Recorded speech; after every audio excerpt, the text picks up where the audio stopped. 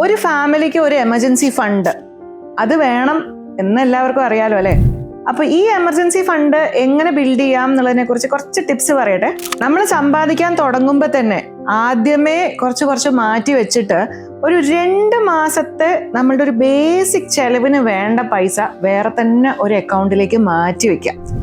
അത് കഴിഞ്ഞിട്ട് പിന്നെ മാസമായിട്ട് കുറച്ച് അതിലേക്ക് നമുക്ക് പിന്നെ ആഡ് ചെയ്ത് ഒരു 6 മാസത്തെ ചെലവിൻ്റെ ഒരു എമൗണ്ട് വരെ അതിനെ കൊണ്ടെത്തിക്കണം. അപ്പൊ ഈ 6 മാസം എന്ന് ഞാൻ പറയുന്നത് പെട്ടെന്ന് എന്തെങ്കിലും കാരണവശാൽ നിങ്ങളുടെ വരുമാനം നിന്നു പോവേ കുറഞ്ഞു പോവേ നമ്മൾ ഒട്ടും പ്രതീക്ഷിക്കാത്ത എന്തെങ്കിലുമൊക്കെ ചെലവുകൾ വരികയൊക്കെ ചെയ്യുന്ന സമയത്ത് നമുക്ക് ഒരു 6 മാസത്തേക്ക് പിടിച്ചു നിൽക്കാൻ ഉള്ള ഒരു പൈസയാണ് ഇത്. അപ്പോൾ ഈ ഒരു ഫണ്ട് ഇല്ലെങ്കിൽ എന്താ സംഭവിക്കുക?